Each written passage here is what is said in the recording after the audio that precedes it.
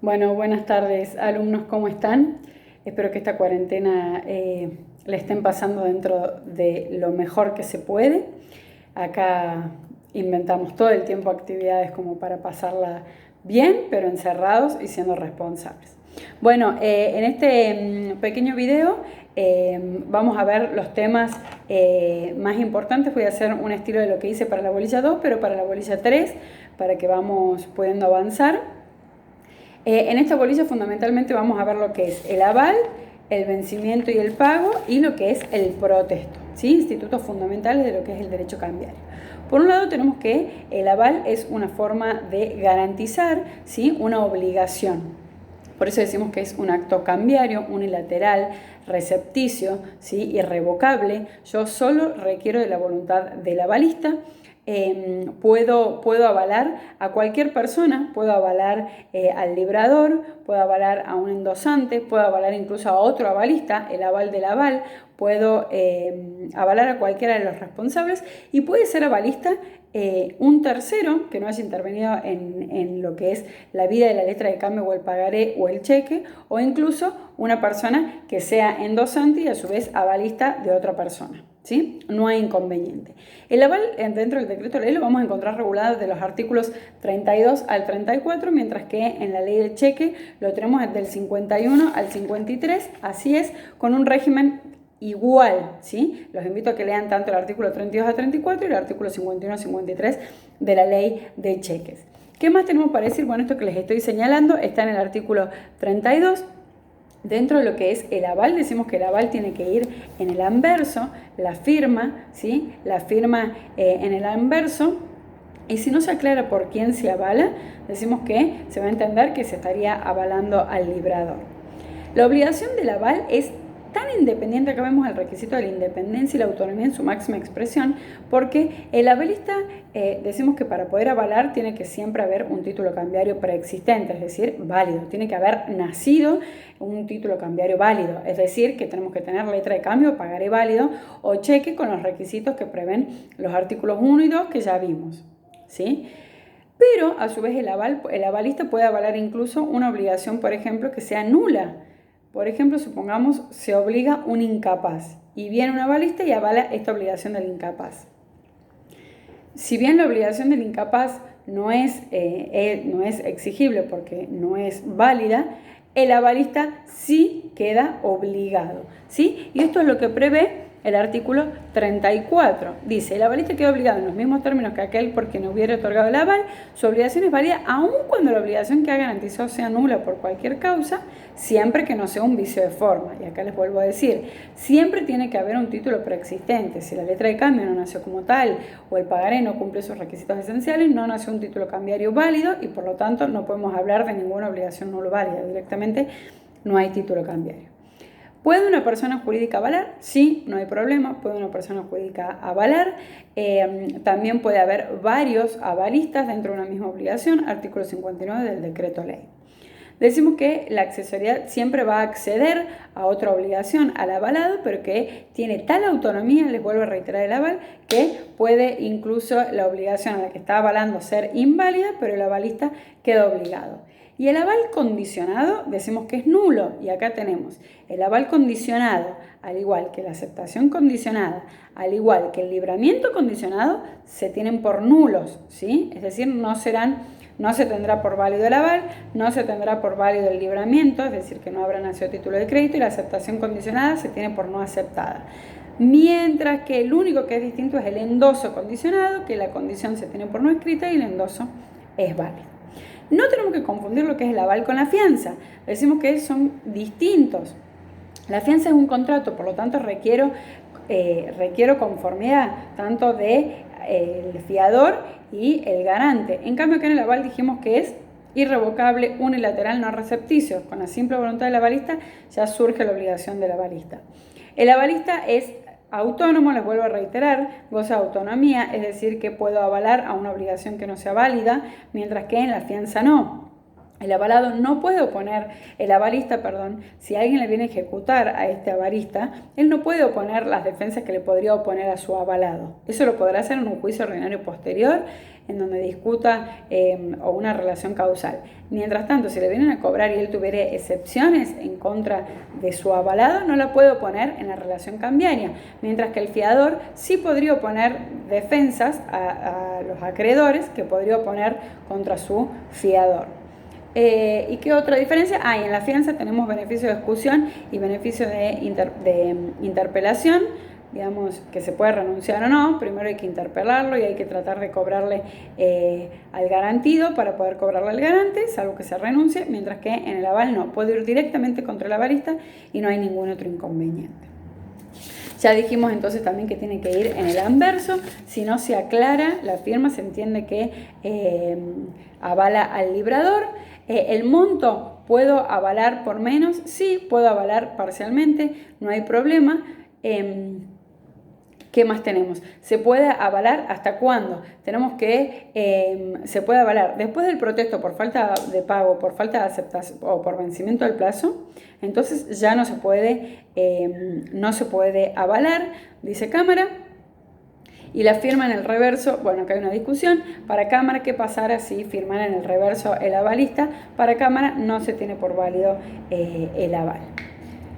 ¿Puedo avalar títulos futuros? Sí, no hay problema, puedo avalar títulos futuros, pero estos van a estar sujetos a la condición de que después nazcan esas obligaciones válidas.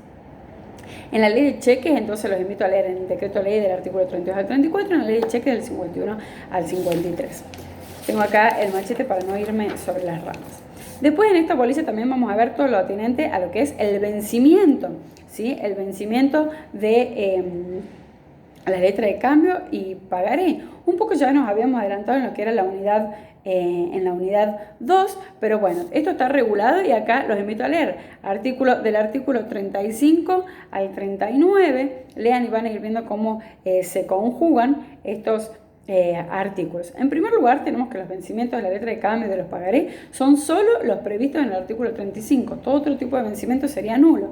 Y esto es a la vista, a cierto tiempo vista, fecha determinada y a cierto tiempo fecha determinada. ¿Sí? ¿Qué nos hace? ¿Por qué es fundamental el vencimiento? Y bueno, fundamentalmente nos hacen hacer la obligación cambiaria, cuándo puedo exigir el pago o cuándo tengo que presentar la letra de cambio para que se disparen los plazos, me hace surgir los intereses, me empieza a correr los tiempos de prescripción tanto y de caducidad de las acciones, que esto les dije que lo vamos a ver en la unidad 6, es decir que es fundamental el vencimiento. El vencimiento debe ser preciso, posible y único, ¿sí? No puedo tener más de un vencimiento, tengo que tener uno de los 4 previstos. A la vista, ya dijimos que esto leemos entonces el artículo 36. Cuando es a la vista es a su presentación, que tiene que ser dentro del plazo de un año. Ya habíamos visto en la bolilla 2 que el librador puede ampliar o abreviar los plazos, mientras que los endosantes solo podrían abreviar los plazos. Yo tengo un año como regla para presentar la letra o el pagaré, ¿sí? Al girado aceptante, y en ese instante, ¿sí? Se va a producir el vencimiento del título cambiario.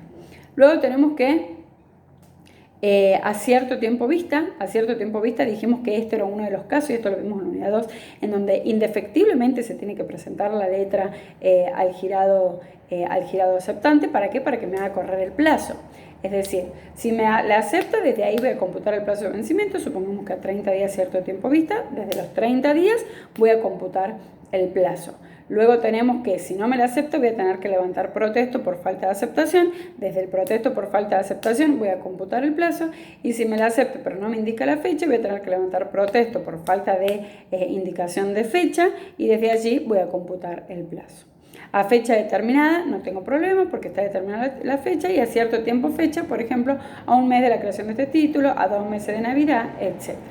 Acá los invito a leer detenidamente los artículos 36, 37, 38 y 39 para que vean cómo se conjugan, ¿sí? Los artículos y los distintos plazos. Pero lo importante es que sepan que estos 4 vencimientos puedo y debo tener en una letra de cambio o en un pagaré.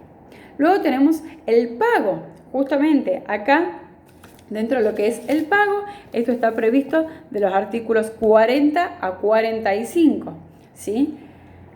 Decimos que el pago, ya habíamos visto esto un poco en la bolilla 1 y reiteramos un poco en la bolilla 2, el pago lo puede hacer cualquier y se puede exigir a cualquier obligado cambiario. Habíamos dicho que surge lo que es la solidaridad cambiaria y le puede exigir a cualquiera por el total de la deuda. Acá los invito a leer el artículo 51 del decreto de ley que regula sobre la solidaridad cambiaria. Pero tenemos que, dice el artículo 40, el portador de la letra de cambio pagable a día fijo o a cierto tiempo, fecha o a la vista deben presentarla para el pago en el día en el cual la letra debe pagarse o en uno de los 2 días hábiles sucesivos. Es decir que el portador tiene derecho, pero también tiene que cumplir ciertas obligaciones para poder cobrar lo que dice el título. Deberá presentar sí o sí la letra, si no también tiene obligaciones que deberá levantar protesto si no le pagan, no le aceptan, no le ponen fecha. Si le pagan parcialmente deberá levantar protesto por el resto de la suma, es decir que el portador también tiene determinadas obligaciones, tiene que presentarla al cobro y en la fecha estipulada. Acá los invito a que lean el artículo 40 para que vean cómo se conjuga con el artículo 98, cómo es esto. Los días como corren, siempre las obligaciones se tienen que dar en días hábiles, ¿sí? Pero fundamentalmente el pago, que es el cumplimiento de la obligación cambiaria. Habíamos dicho que si paga el librador en el pagaré o el girado aceptante en la letra de cambio, se extinguen todas las obligaciones cambiarias porque son los principales pagadores. Después, ¿podrá el girado aceptante ir en un juicio ordinario por una relación causal que tenga contra el librador para ejercer?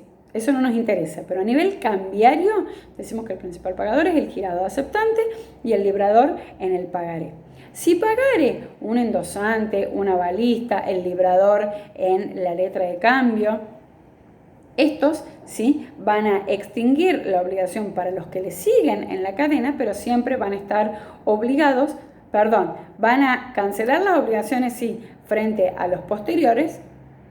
Los posteriores ya no van a tener que pagar, pero van a tener acción de cobro contra los anteriores. Siempre recuerden que, supongamos que acá tenemos la vida de la letra de cambio, yo garantizo el pago siempre a los futuros, pero en relación a los anteriores siempre tengo derecho de cobro, ¿sí? Y todos los que intervengan responden solidariamente.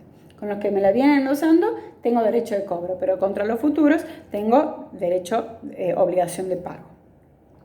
¿Qué pasa? Si yo pago, si a mí me vienen a ejercer la acción y pago, ¿sí? Deberé exigir que, primero, que queda sentada en la letra, que quedó pagada, es decir, cancelada. Me deberán entregar la letra o el pagaré porque ya está pagado para que no siga circulando y no se cobre 2 veces, ¿sí? Entonces podré exigir y pediré recibo. La prueba del pago, entonces, es la constancia en el título, la entrega y el efectivo recibo.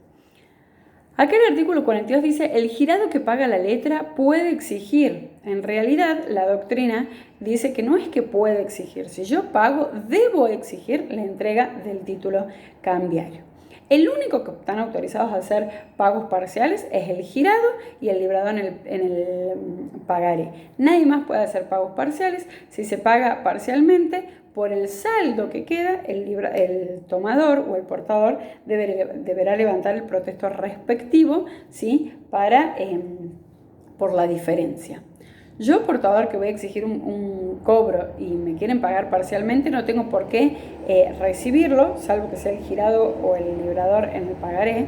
Dijimos, esto lo prevé el artículo 43, no tengo por qué recibirlo, ¿sí? Por lo tanto, no me pueden descontar intereses porque me paguen antes la letra, antes de su vencimiento. Si me pagan, era en moneda extranjera, supongamos, y me lo pagan antes y después el valor de la moneda cambia, me tendrán que pagar la diferencia, etc.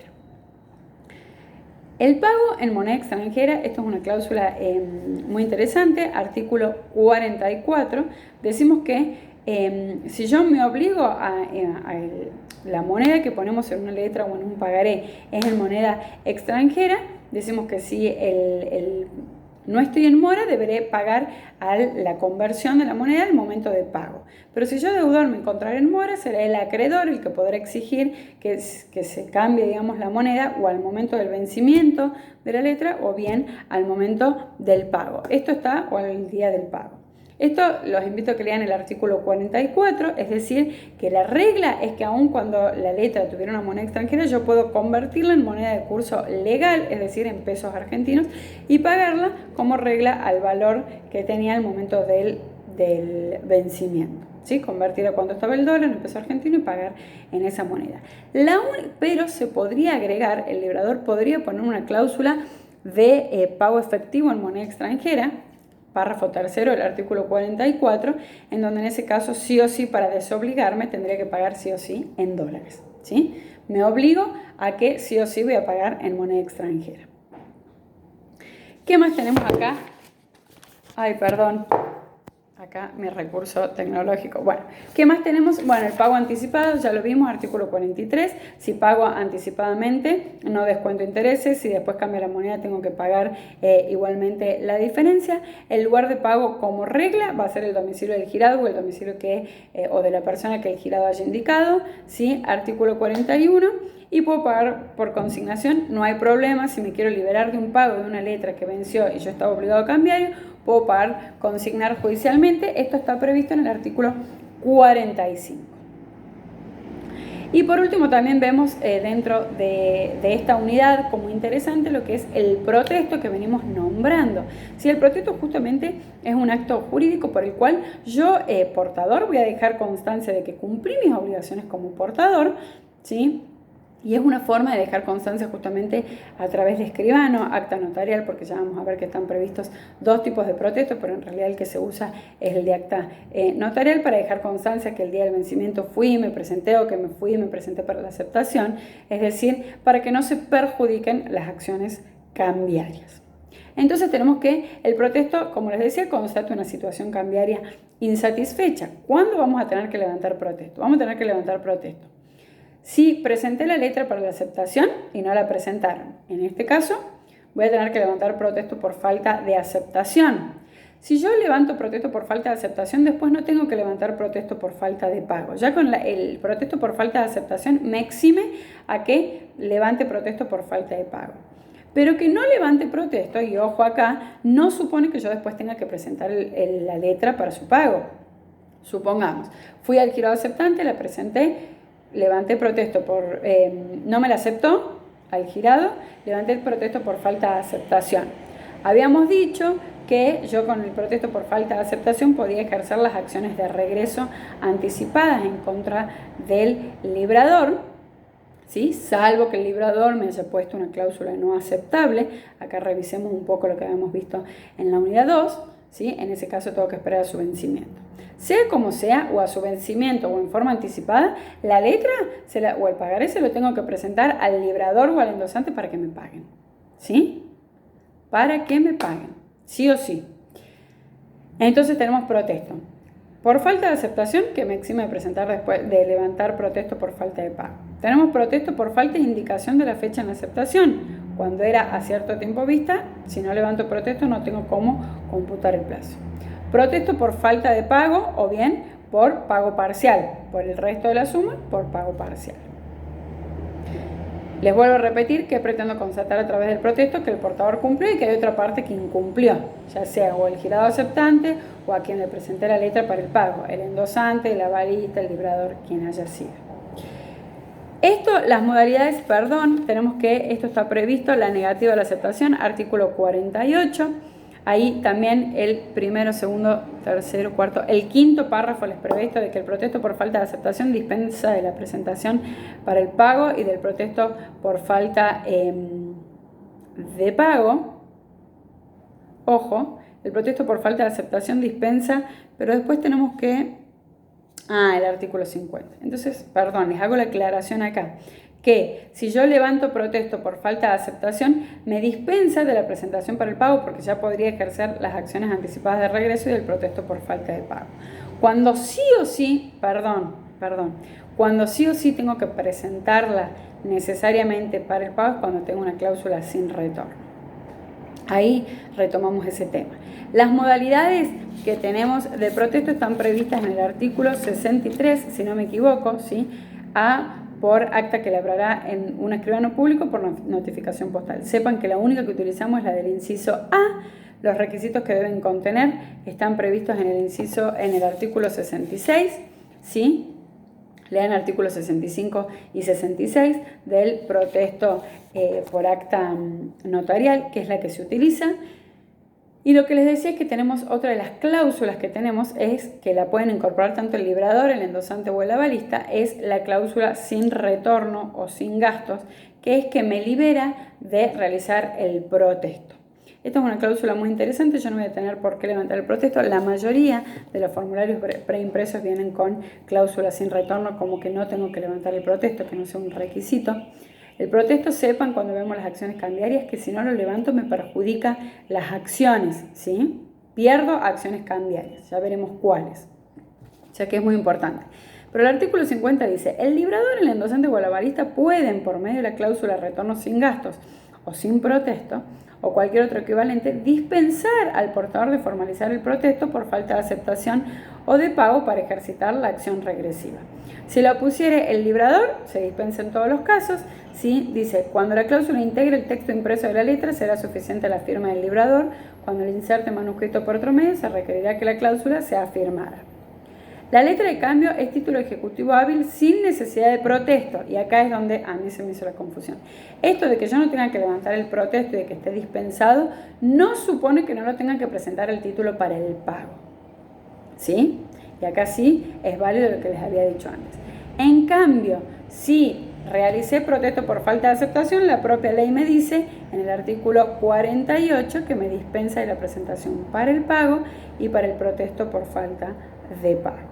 De todas maneras, yo en la práctica acá les recomendaría que aunque letra de cambio casi no sucede, si tuviera que levantar protesto por falta de aceptación, igualmente presentaría la letra sí o sí para el pago, porque la ley me dispensa, ¿sí? Me dice que no es obligatorio, pero nada perdería. De todas maneras, con la cláusula sin protesto o sin retorno, me eximen, ¿sí? Me dicen, no hace falta que vos hagas protesto por falta de aceptación o de pago, pero igualmente presentá la letra para el cobro. Si yo tuviera una cláusula sin retorno y por ser muy diligente igualmente levanto protesto, perfecto, no pasa nada, pero los gastos correrán por mi cuenta, ¿sí? El título tiene acción cambiaria, entonces, y acción ejecutiva, sin levantar el protesto. Bueno, entonces recapitulando, de esta unidad vamos a ver el aval. Los invito a leer el artículo 32 y 34 del decreto ley, 51 y 53 de la ley de cheques. Tenemos la importancia de lo que son los vencimientos, fundamental, cualquier otro vencimiento son nulos, lean artículo 25, 36 y siguientes, cómo se conjugan. Después tenemos el pago, tenemos del artículo 40 al 45, habíamos dicho qué pasa si paga el principal pagador, qué pasa si pagan los otros, ¿sí? Que tendrán acciones siempre de cobro contra los anteriores, liberarán a los posteriores. El pago, decimos que leemos el artículo 40 en conjunción con el 98, ¿qué pasa si paga un pago parcial? Solo lo pueden hacer el girado de aceptante del librador, el resto no. En moneda extranjera, artículo 44 y artículo 45, pago por consignación. Y después vimos también la importancia del protesto, ¿sí? Lean qué es esto del protesto, artículo 48, es bastante extenso pero es muy interesante, 63 con sus distintas modalidades, aunque el que utilizamos está previsto es el por acta notarial, que tiene los requisitos en el artículo 66. El artículo 65 nos dice que debe estar presente, ¿sí? Esa persona que debía aceptar o pagar, aunque finalmente el artículo nos dice, bueno, y si no, quedará constancia. Para eso da fe el escribano público, ¿sí? Vayan entonces estudiando estas unidades. Yo trato de hacer estos videos como para darle un poco de luz y mayor claridad y estar un poco más cerca de ustedes de algún medio y utilizar las herramientas tecnológicas que tenemos. Lean el material, mándenme las preguntas, yo les voy a estar mandando cuadros, guías de autoevaluación y bueno, y cualquier cosa nos vamos escribiendo. Les mando un cálido abrazo. Me encantaría en realidad estar en el curso, viéndoles las caras, viendo en qué hacer hincapié, profundizando, pero bueno, nada, hay que tratar de aprovechar el tiempo y tratar de que el semestre no se pierda. Así que bueno, les mando un saludo grandes a todos y espero serles de utilidad. Nos estamos viendo.